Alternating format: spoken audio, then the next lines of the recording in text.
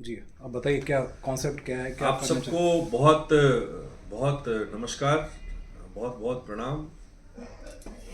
आप लोगों के माध्यम से देश में हम लोग जो बात आज कहने जा रहे हैं, आप पवन पायल जी हैं। आप हमारे राष्ट्रीय किसान प्रोग्रेसिव एसोसिएशन के राष्ट्रीय महासचिव राजस्थान से आते हैं। मैं विनोद आनंद, मैं राष्ट्रीय अध्यक्ष। राष्ट्रीय किसान प्रोग्रेसिव एसोसिएशन की संगठना जो है 2012 के आसपास आधिकारिक तौर पे की गई थी। उसके पहले 2006 में हम लोगों ने एक राष्ट्रीय स्तर पे गांव-गांव बीज अच्छा मिले किसान को और खाद अच्छी मिले, उनको अच्छी दवाई मिले जिसको आप पेस्टिसाइड कहते हैं, और बाकी के एग्री इनपुट जैसे नकली ट्रैक्टर के पार्ट्स और तमाम तरीके के जितने एग्री इनपुट होते हैं वो कैसे उनको मिल पाए, इसलिए हम लोगों ने इसकी संरचना की थी। बदलते समय में लगभग जब राष्ट्रीय स्तर पे किसान संगठनों की बातचीत होने लगी, तब हम लोगों ने मिलजुल करके राष्ट्रीय किसान महासंघ बनाया था 2016-17 के दौरान। आप सभी लोग उससे परिचित हैं। वर्तमान में आज जो हम प्रेस वार्ता रख रहे हैं और जिसके माध्यम से आपको ये बात बता रहे हैं, उसमें यह है कि हमारे देश में जो एक माननीय प्रधानमंत्री जी के दिशा निर्देश में और लीडरशिप में जो एक बड़ा बदलाव आया है कि आज की तारीख में हम प्रोडक्शन प्लानिंग पे ज़्यादा ध्यान देते हैं, ना कि प्रोडक्ट प्लानिंग पे, और हम मीन्स पे कम ध्यान देते हैं, एंड पे ज़्यादा ध्यान देते हैं। तो साधन और साध्य की जो ये लड़ाई है, इसमें कुछ एक संगठन ऐसे हैं जो अपने छोटे से फायदे के लिए किसानों को बड़ा नुकसान देते हैं और नकली पेस्टिसाइड्स, और अभी भी हम लोगों को मोनोक्रोटोफस और क्लोरोपाइरोफस के फेज में रखना चाहते हैं। वो ये चाहते नहीं है कि जहाँ एक तरफ विश्व में 1100-1150 से लगभग मॉलिक्यूल्स जहाँ हैं, हमारे यहाँ अभी भी 300 मॉलिक्यूल्स के आसपास हम निपट के रह जाएं। यहाँ तक कि हमारे जो पड़ोसी देश काफ़ी मशहूर हैं, पाकिस्तान, वहाँ 500-550 मॉलिक्यूल्स हैं, जबकि उनके यहाँ 5-6 फसलें ही ज़्यादातर होती है। आखिर ऐसा क्या है? लोग, ये मल्टी बिलियन इंडस्ट्री है, लेकिन फिर भी ये किसानोंमुखी क्यों नहीं है? इस पूरे मूल्य श्रृंखला में किसान कहीं और किसानों का जो नीड है, किसानों की जो बात है, वो दरकिनार क्यों दी जाती है? आखिर ये कौन सा तंत्र है जो अभी भी पेस्टिसाइड के ऊपर जानबूझ करके 18% जीएसटी रखते हैं, जिसके वजह से किसान बिल नहीं लेते और बाजार में बहुतायात मात्रा में, हम लोगों के एक अनुमान के अनुसार, लगभग 30 से 40% नकली पेस्टिसाइड पाई जाती है, और वे पूरे भारत में पाई जाती है। वो सिर्फ राजस्थान, बिहार, उत्तर प्रदेश में नहीं, कई ऐसे राज्य हैं जहाँ पे लोग जानते भी नहीं हैं कि किस फसल में कैसा पेस्टिसाइड यूज करना है, और कुछ कंपनियां उनको कॉकटेल करके देती हैं, और जिसका पूरा पूरा जो नुकसान होता है वो हमारे किसानों को होता है। पिछले 3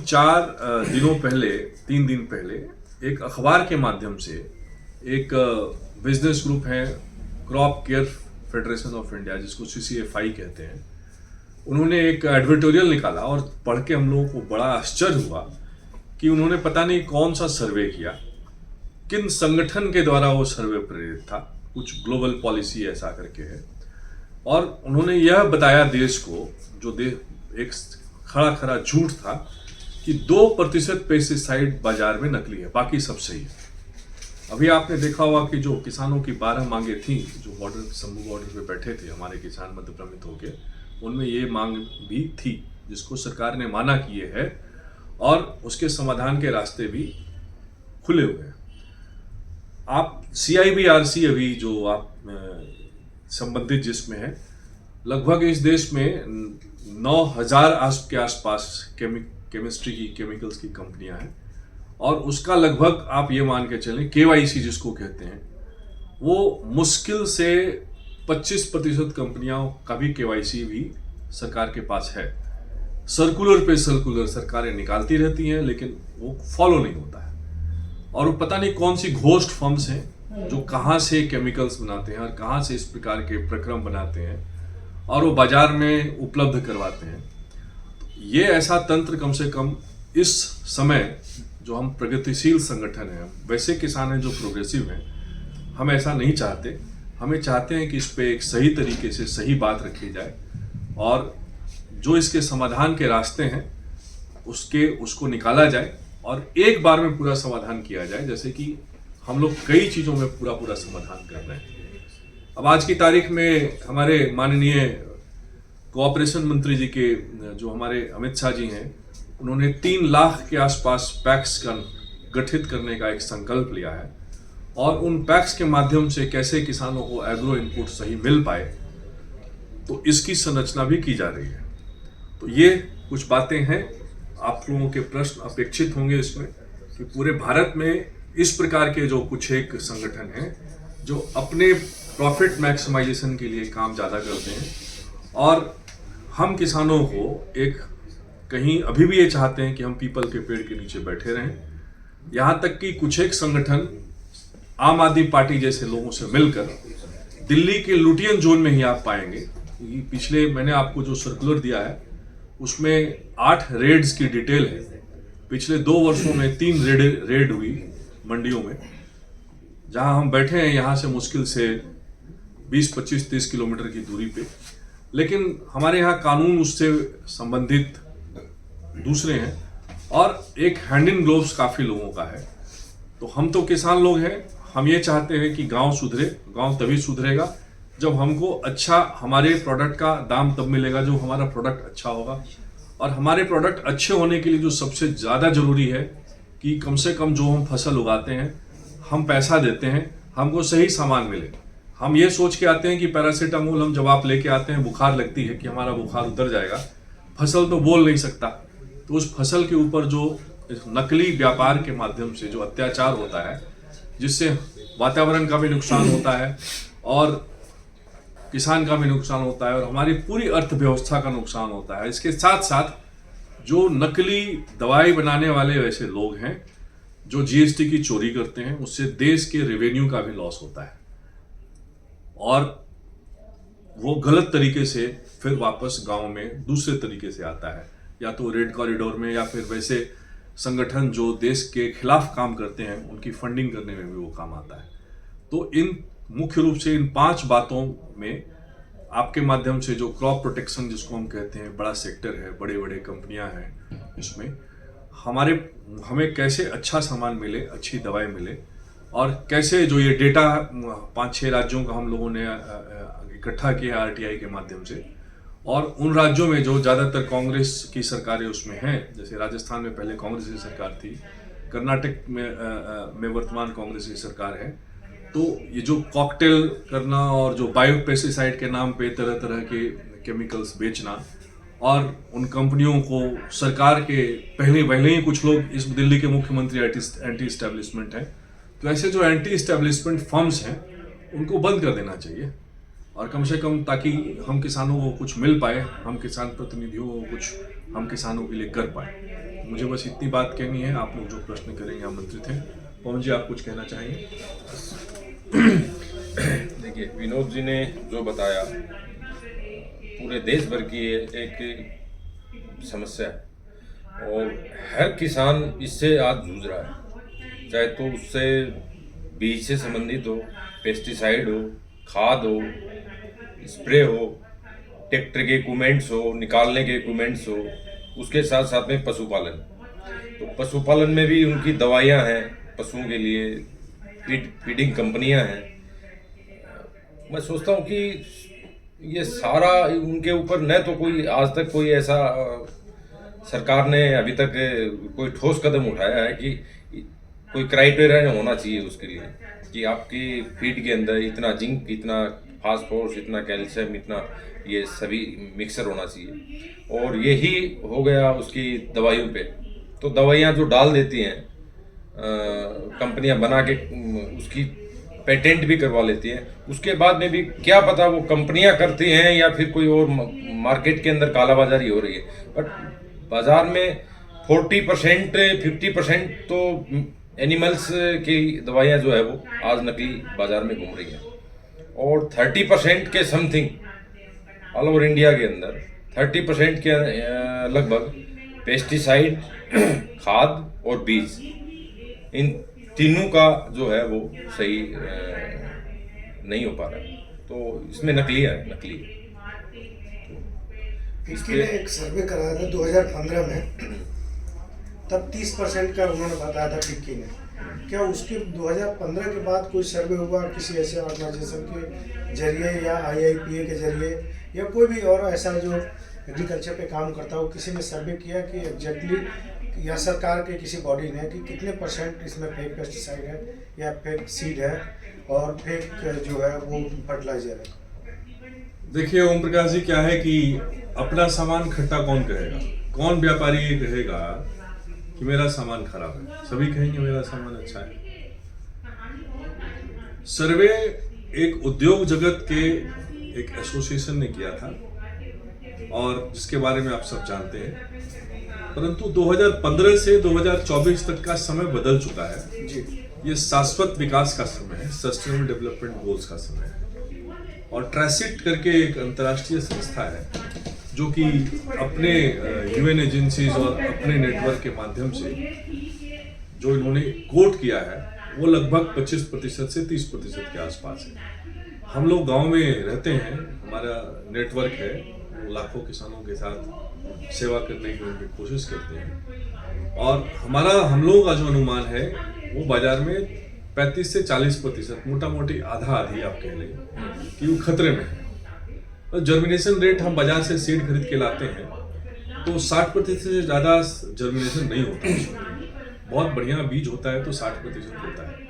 अब सभी लोग पैक सीड रिप्लेसमेंट रेशियो जिसको हम अंग्रेजी में कहते हैं तो सारा तो नहीं कर सकते। किसान तो 100% का पेमेंट करता है। हाँ, मिलता है उसको। एक और चीज़ है जो इसमें एक मुझे मुख्य समस्या लगती है कि जो GST है पेस्टिसाइड पे वो 18% है।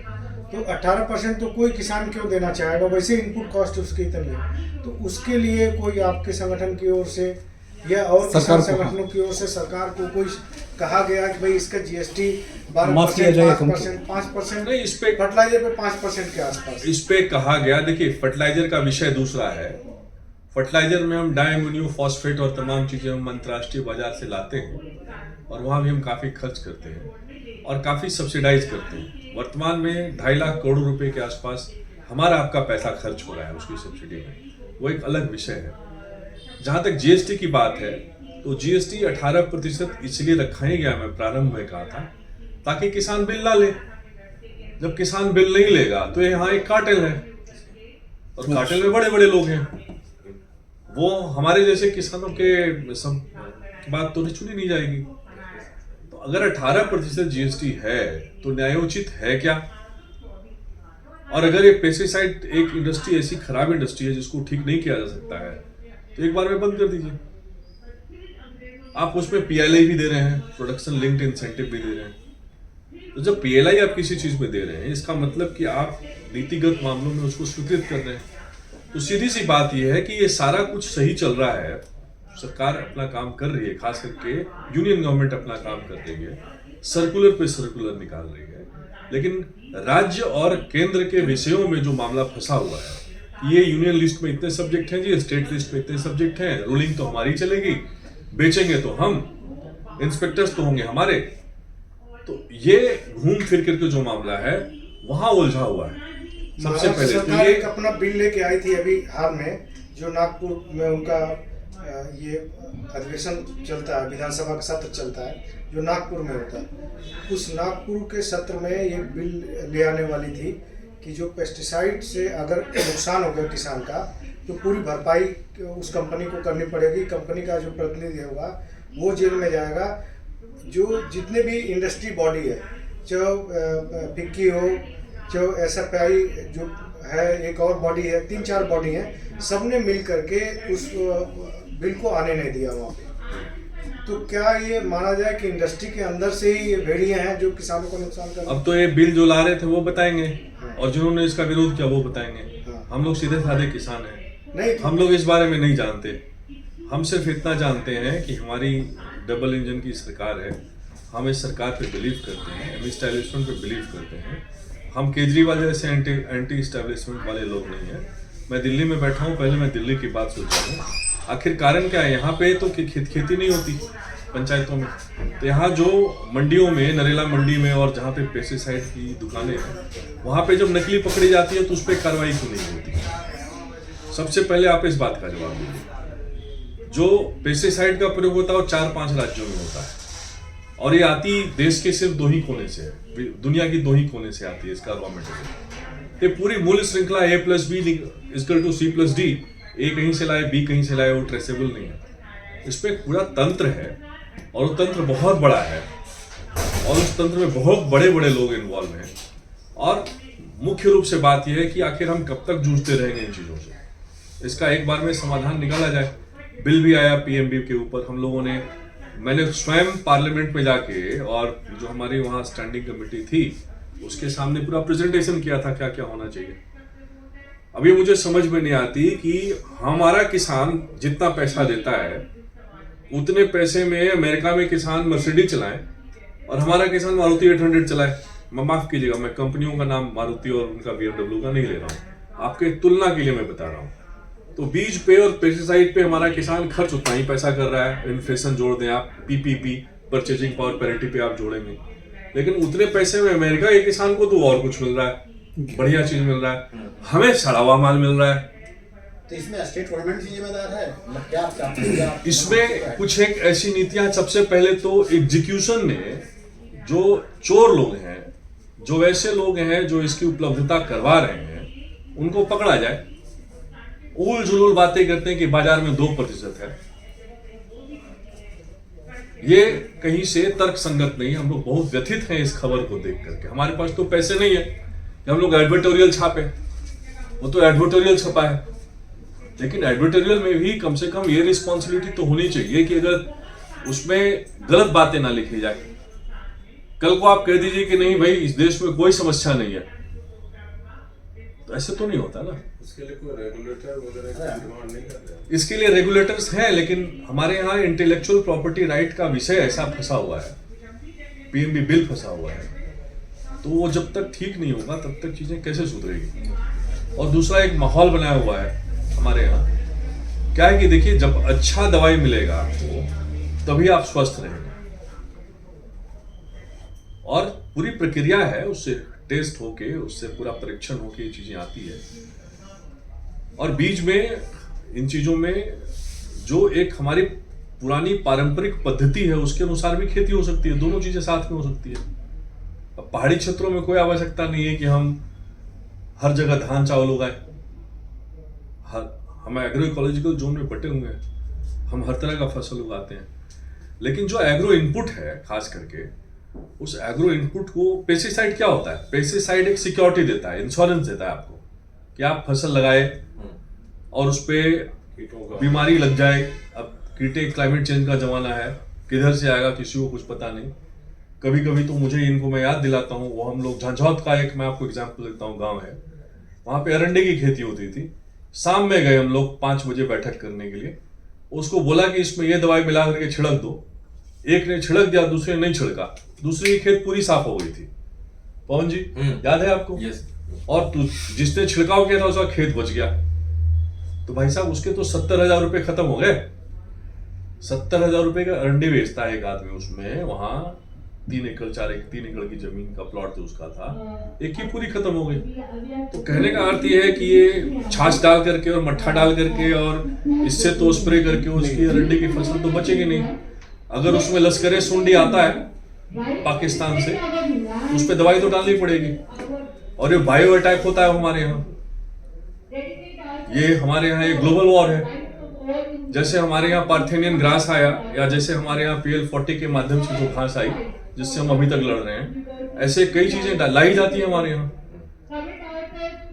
तो उससे तो हमको लड़ना होगा। और आप क्या क्या मच्छरदानी लगा के तो खेती नहीं करेंगे ना, कीट तो आएंगे, तो उसका तो समाधान करना पड़ेगा। अभी जीएसटी के लिए और समाधान करने के लिए मॉलिक्यूल्स अच्छी चिट्ठी होनी लिखी है सरकार को, जीएसटी कम करने जो मैं के लिए सरकार को पेस्टिसाइड। लिखूंगा तो आपसे शेयर करूंगा उस बारे में। हम लोगों ने अभी ऐसा कोई प्रकरण राष्ट्रीय स्तर पे नहीं किया है। हमारी कमेटी है 16 राज्यों में, हम मिलजुल कर निर्णय लेते हैं। तो हम सभी लोग मिलकर इस पे एक मत बनाएंगे, फिर हम लोग माननीय मंत्री जी के पास उसको लेके जाएंगे, निवेदन करेंगे उनसे इस बारे में। लेकिन हम लोगों को ऐसा लगता है कि ये कारण है, क्योंकि किसान जो हमारे हैं वो ये कहते हैं कि भाई जीएसटी का रेट अगर इतना ज़्यादा होगा तो हम बिल ले लेंगे, और निश्चित रूप से बिल इसलिए नहीं ले पाते। तो ये कई कारण हैं। एक्चुअली में सबसे मेन समस्या जो है वो यही है।